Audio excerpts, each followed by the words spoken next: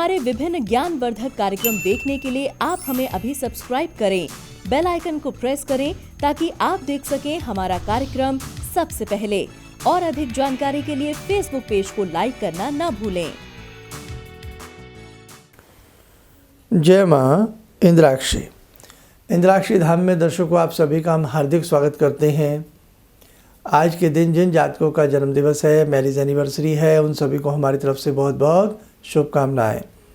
आज का पंचांग 27 दिसंबर सन 2020, दिन रविवार, मार्गशीर्ष शुक्ल पक्ष, संवत 2077, तिथि त्रयोदशी, नक्षत्र कृतिका, राहु काल 4:30 से 6, दिशा सूल पश्चिम दिशा।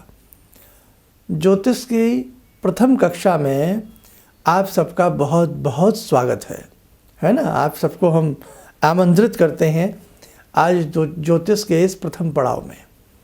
हालांकि छुटपुट चीज़ें तो ज्योतिष की हम लंबे समय से आपको बता रहे थे, तो आज से श्री गणेश हमने आपके लिए कर दिया है और अब ये प्रत्येक रविवार ज्योतिष की क्लास रहेगी। इस कार्यक्रम को दिन भर किसी भी समय आप देखें और इसमें जो हम छोटी से छोटी बातें आपको बताएं उन्हें आप नोट करते जाएं। अब मेरा निवेदन विद्वानों से है। किनसे? विद्वानों से। कौन से विद्वानों से? जो ज्योतिष के महापंडित हैं, महाविद्वान हैं। क्यों?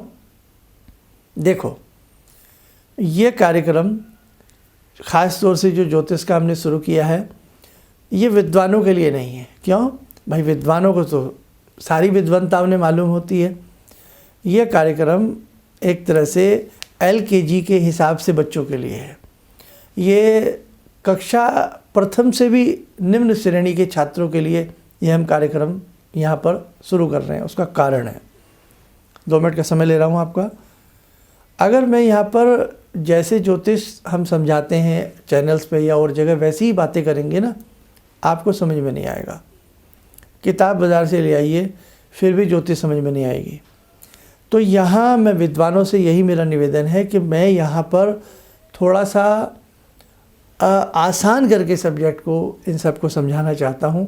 इसलिए कृपया आप मेरी किसी भी चीज़ को अन्यथा ना ले, ये तो ऐसे नहीं होता, ये तो ऐसे नहीं होता। तो मतलब मेरा भाव समझ गए ना, विद्वान भी और जो ज्योतिष के छात्र हैं वो भी।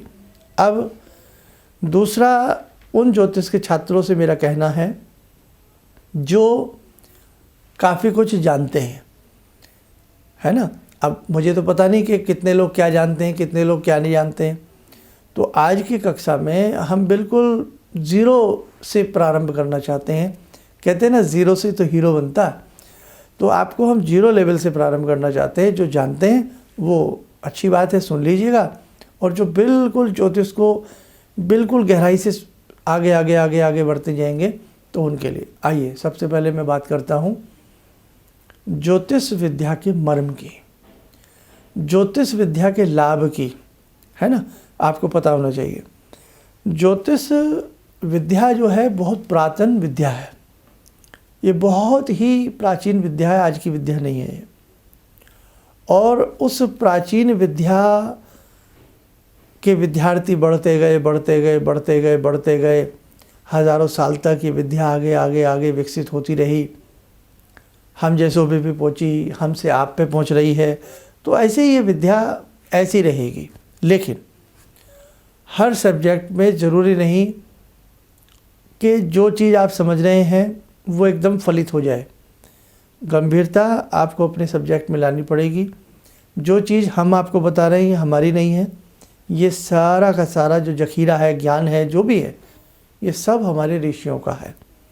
जो ऋषियों ने बताया है हम आपको हूबहू बताएंगे, है ना।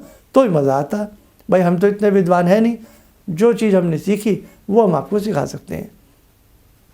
तो ज्योतिष विद्या एक ऐसी विद्या है जिसको ये आती है ना, वो धीरे धीरे धीरे धीरे प्रसिद्धि के सोपान पर भी जाता है, पूजनीय भी होता है। लेकिन तरीके से ज्योतिष विद्या को यदि किया जाए तो।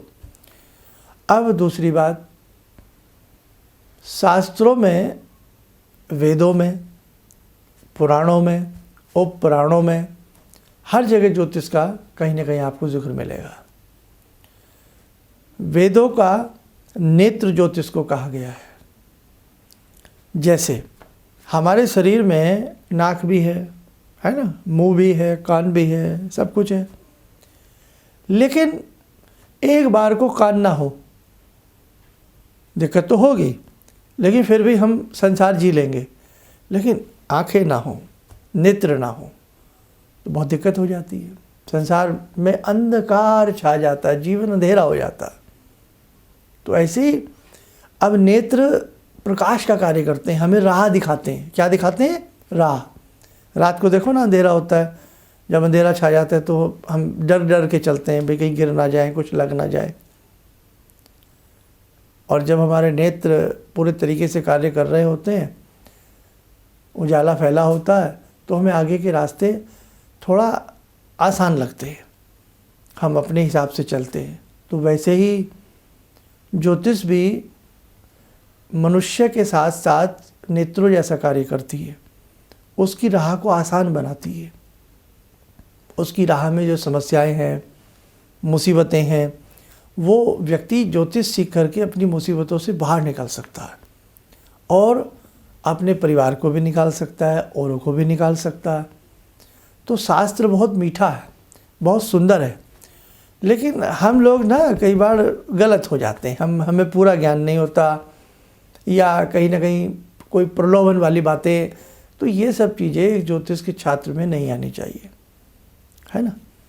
आगे आगे मैं प्रयास यही करूँगा कि इंद्राक्षी धाम की तरफ से एक अपने बच्चों की तरह जितना आपको समझा सकूं उतना मैं आपको समझाऊं। तो आज का सब्जेक्ट जो है, भगवान श्री गणपति गजानन की जय बोलते हुए आज का सब्जेक्ट हम प्रारंभ करते हैं। और आज हम उसमें ज़्यादा नहीं बताने वाले हैं, लिख लीजिएगा ये सारी चीज़ें। सबसे पहले नवग्रह की बात करूँगा। हमारे 9 ग्रह होते हैं। जब आप साइकिल चलानी सीखते हैं ना, तो साइकिल चलाने में सबसे बड़ी क्या चीज़ें होती हैं कि भाई इस हैंडल को पकड़ो और पेडल पर ध्यान रखो, है ना।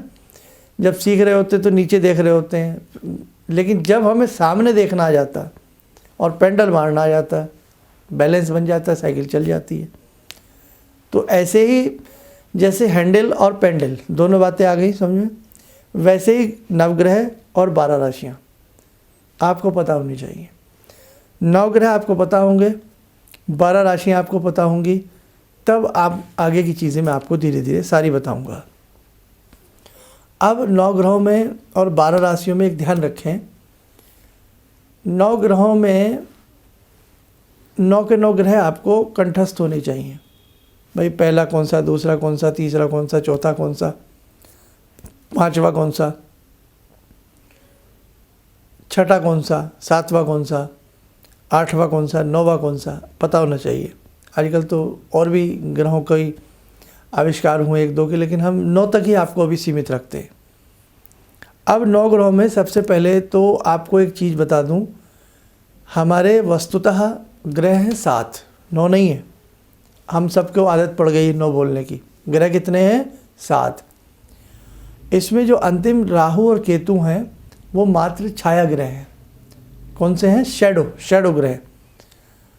आकाश में जैसे चंद्रमा है, सूर्य हैं, शनि हैं, तो ऐसे राहु केतु का कोई विशेष पिंडात्मक रूप में अस्तित्व नहीं है। ये केवल मात्र एक शैडो ग्रह हैं, छाया ग्रह हैं। आया समझ में? अब लेकिन 9 पुकारे जाते हैं क्योंकि इनकी इसमें दर्जा आ गया है, शामिल हो गए, इसलिए 9 ग्रह हो गए। राशियाँ कितनी हैं? 12 है। राशियों में सबसे बड़ी बात जो ध्यान रखने की है वो क्या है? जो राशि हमेशा जिस नंबर पे होगी, तो आगे आगे आपकी कुंडली में राशि लिखी नहीं मिलेगी, नंबर्स मिलेंगे। आपने देखा हो कि आपकी कुंडली में कहीं लिखा होता है ऊपर की तरफ 3, फिर 4, फिर 5 होता है ना, तो वो राशियों के ही अंक होते हैं, राशियों के ही नंबर होते हैं। तो राशियां जब भी आप याद करें तो आपको पूरा क्रमांक याद होना चाहिए। ग्रहों में तो चला लोगे आप, राशियों में नहीं चलेगा ये काम। कैसे? कहीं 5 नंबर लिखा है कुंडली में, लगन में, तो 5 नंबर की राशि कौन सी होती है आपको पता होना चाहिए कि 5 नंबर की राशि सिंह, 7 की तुला लिब्रा, 8 की वृश्चिक स्कॉर्पियो, 9 की धनु, 10 की कैप्रिकॉर्न मकर। ये आपको याद होना चाहिए, ये आप ध्यान रखिएगा। याद नहीं रहेगा तो फिर आपको किताबें टटोलनी पड़ेंगी जरा सी चीज़ के लिए। और मैं आपको एक वायदा करता हूँ आपसे, ज्योतिष में अगर हम डूब जाए तो बहुत आसान है, बहुत भारी विद्या नहीं है।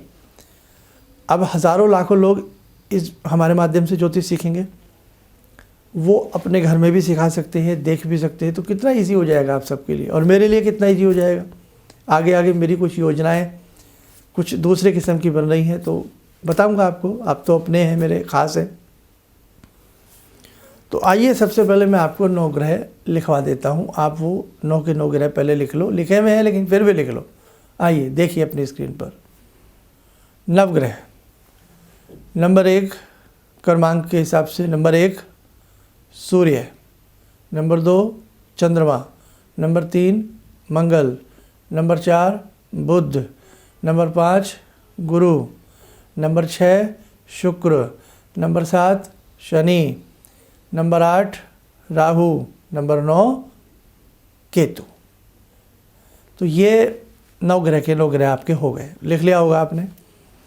अब राशियों का जो क्रमांक जैसे रहेगा वो क्रमांक वैसे ही रहेगा। राहु ज़रूरी नहीं एक प्रथम भाव में आए, कहीं भी जा सकता है, लेकिन राशि जो अंक लिखा गया जहाँ पर भी वो अंक वही कहलाता है। आपको अब बाद में सब बातें समझ में आएंगी। अब आप राशियों की टेबल लिखिएगा। राशि चक्र लिखें। नंबर 1 पे मेष, 2 वृषभ भी इसको कहते हैं, 3 मिथुन, 4 कर्क, 5 सिंह, 6 कन्या, 7 तुला, 8 वृश्चिक, 9 धनु, 10 मकर, 11 कुंभ, 12 मीन। आपने सबने लिख लिया। अब ये क्रमांक याद होना चाहिए।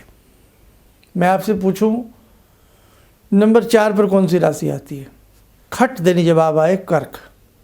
मैं आपसे पूछूं नंबर 11 पर कौन सी राशि आती है, कुंभ। मैं आपसे पूछूं नंबर 12 पर कौन सी राशि आती है, मीन। आपको ऐसे ही याद करना है, ठीक है। तो आज के लिए तो मैं अभी इतना ही समझता हूँ, और हालांकि ये सब बातें तो आप बच्चों वाली हैं, सब आप जानते ही हैं, लेकिन फिर भी कहीं ना कहीं से एक पॉइंट मिल जाता है, वही बहुत होता है। आपको ये पता नहीं है कि जब हम लोग अध्ययन किया करते थे, तो जब अध्ययन करते थे और हम बुज़ुर्गों में बैठते थे, अपने गुरुओं में बैठते थे, बहुत सारी चीज़ें होती थी। अगर हम 10 घंटे किसी के साथ बैठे हैं ना, और 10 घंटे में एक बात भी अच्छी मिल गई ना, तो समझ लो 10 घंटे कामयाब हो गए। एक इतनी बड़ी पुस्तक लाए हो आप, उसमें 1000 पेज हैं। पुस्तक किताब बेचने वाला बता रहा है कि ये पुस्तक जो है भाई 500 रुपये की आएगी। अरे 500 रुपये की, अल्टा पल्टा कुछ नहीं दिखा। लेकिन मेरा ये मानना था कि उस पुस्तक में यदि एक पेज भी काम का निकल जाए तो हम समझ लेंगे 500 रुपया वसूल हो गया। आगे समझ में? तो ऐसा नहीं होता कि कोई चीज़ है तो वो सारी बढ़िया होगी, ये हमेशा ध्यान रखना है ना। जैसे पिक्चर देखते हैं, कहीं इंटरेस्ट आता है, कहीं नहीं आता, वही वाली बात होती है। तो बस आज के लिए इतना ही। आइए समय और चला आज की ध्यानमाला का, ध्यानमाला से जुड़ते हैं। जगजननी प्राम्बा माँ भगवती इंद्राक्षी का आशीर्वाद लेते हैं। ध्यान करें माँ इंद्राक्षी का। ॐ सिन्दूरारुणविग्रहां त्रिनयनां माणिक्यमूलस्फुरात् स्तारानायकशेखरं स्मितमुखी भापेन वाक्छोरुवां पाणिभ्यामलपूर्णरत्नचषकां रत्नोत्परां बिभ्रति सौम्यां रत्नघटस्थरक्तचरणां ध्यायेत्पराम् अम्बिकां खड्गं चक्रगदेषु चापपरिगान् शूलम्बुशोण्डिं शिरा शङ्खं संदधतीं करे स्त्रीनयनां सर्वाङ्गभूषावृतां नीलास्मद्युतिमास्य पाददशकां सेवे महाकालिकां यामास्तो स्वपितैहरो कमलजो हन्तुं मधुं कैटवम् विद्युद्दामसमप्रभां मृगपते स्कन्दस्थितां भीषणां कन्यां विहकरवालखेटविलसा धस्ताविरासेवितां हस्तैश्चक्रगदाशिखेटविशिखां चापं गुणं तर्जनीं विप्राणामलिलात्मिकां शशिधरां दुर्गां त्रिनेत्रां भजे। कवच बना लें, माँ भगवती का आशीर्वाद हम सबके ऊपर बरस रहा है।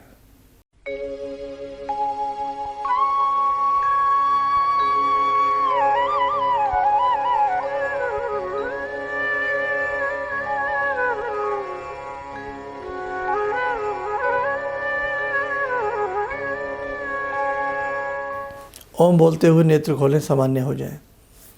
अब आपकी एक ड्यूटी भी है, अब गुरुदीक्षा भी तो देनी है ना आपको। जो गुरुदीक्षा ले रहे हैं अलग वाले, वो तो अलग बात है, लेकिन जो हमारे ये साधक हैं वो गुरुदीक्षा भी तो हमें देंगे भाई। फीस भी तो आप हमें दोगे। क्या फीस लेंगे हम आपसे? इस विद्या का विस्तार कीजिए, बस ये हमारी दक्षिणा है। आप जुड़े हैं, औरों को भी जोड़िए, ताकि हमारे सनातन धर्म की ये एक धरोहर के अच्छे तरीके से लोगों को पता लग सके। कोई ऐरा गहरा नत्थु गहरा चार बातें हमें पढ़ा करके हमारे कान ना काट सके, समझे? तो इसलिए बहुत बहुत बधाई, और बहुत बहुत सुंदर, बहुत अच्छा लगा। और आपकी जो डिमांड थी ना कि हमें ऐसे पढ़ाएं वैसे पढ़ाएं, वो सारी पूरी कर दूंगा मैं आपकी। बस आप ऐसे ही लगन के साथ जुड़े रहिए। सुंदर सी एक डायरी बनाना अलग से, ज्योतिष की प्रथम क्लास, द्वितीय क्लास, तृतीय क्लास ऐसे बना के चतुर्थ फोर्थ पंचम ऐसे करते रहना। और उसमें पहले पेज पर स्वास्तिक बनाना और उस पर शुभ लाभ लिख देना, और श्री गणेशाय नमः, श्री सरस्वती नमः, श्री गुरुवे नमः लिख करके अपना चैप्टर लिखना आगे के लिए प्रारंभ कर देना। इन्हीं शब्दों के साथ हम अपनी वाणी को विराम देते हैं। नमस्कार। मेरी बहुत दिन से दिली इच्छा थी कि आप जैसे कोई मुझे धर्मात्मा पर महापुरुष मिलें और मैं वहाँ जाके जुड़ के और देश समाज से के लिए कुछ कर पाऊँ। कई चीज़ें हैं समाज में, समाज सेवा में भी मन में वो शांति नहीं मिली, जैसे आप समझ सकते हैं कि बहुत सारी गड़बड़ियाँ भी रहती हैं। आज का अनुभव यही है कि मुझे आस लगता है कहीं सही रास्ता मिल गया है, सही मंजिल मिल गई है। जो मैं करना चाहती थी शायद अब मैं कर पाऊँगी। किसी भी समस्या के समाधान के लिए मिले प्रसिद्ध हस्तरेखा एवं वास्तु विशेषज्ञ प्रोफेसर धर्मेंद्र शर्मा जी से। नोट: शिविर में भाग लेने हेतु एवं व्यक्तिगत रूप से मिलने के लिए कॉल करने का समय सुबह 10 बजे से शाम 6 बजे तक। हमारे विभिन्न ज्ञानवर्धक कार्यक्रम देखने के लिए आप हमें अभी सब्सक्राइब करें, बेल आइकन को प्रेस करें ताकि आप देख सकें हमारा कार्यक्रम सबसे पहले। और अधिक जानकारी के लिए फेसबुक पेज को लाइक करना न भूलें।